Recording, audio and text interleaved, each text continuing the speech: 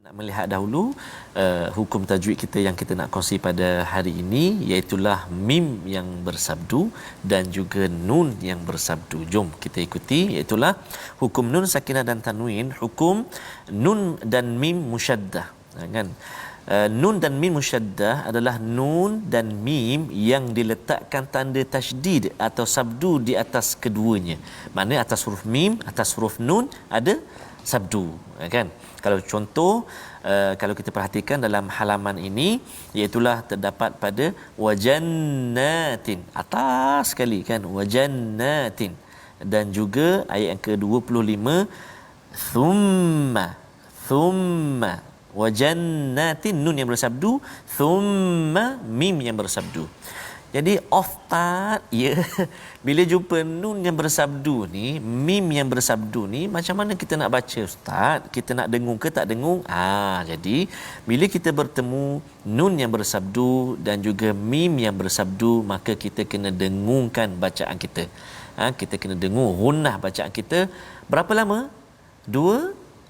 Jangan dua rakaat, dua harakat, dua harakat sahaja. Kadar dengung dia dua harakat. Bila kita baca tu dua harakat dengung dia. Jadi jangan lama sangat. Dan jangan tak ada dengung pula. Kan? Jadi kadang-kadang lama Ustaz pasal dia nak taranum. Jadi contoh, kan, ayat yang atas tu, yubashshiruhum rabbuhum birahmatin minhu wa ridwanin wa Allah. Itu panjang Ustaz. Nampak macam sedap. Itu boleh tanya nak kunut ke tak? Kunut panjang, kunut pendek. Panjang pendek. Jadi kena hati-hati tuan-tuan dan puan-puan, nun yang bersabdu, mim yang bersabdu, gunnah dia, dengung dia kena baca dua harakat saja. Bila keadaannya, bila kita sambung bacaan kita, dan juga bila kita waqaf bacaan kita. Kalau kita perhatikan slide kita yang kedua, ada diterangkan kat situ, maksudnya dua harakat tu ketika wasal dan ketika waqaf.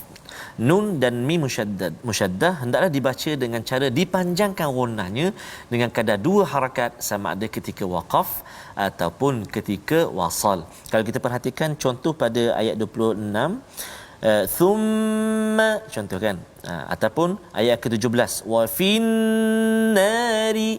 Habis tu Ustaz, dekat mana kalau kita nak berhenti tu dia ada dengung juga? Contohnya kalau kan thumma tu, contohlah Ustaz, kadang-kadang memang habis nafas kat situ Ustaz.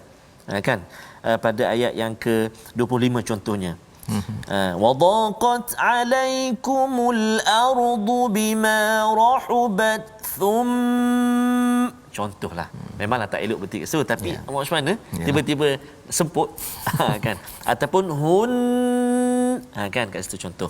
Itulah mim yang bersabdu, nun yang bersabdu. Dalam halaman ini ada berapa tempat mim yang bersabdu, nun yang bersabdu? Sila bagi jawapan dekat komen tu, insya-Allah, ada berapa tempat nun yang bersabdu dan mim yang bersabdu.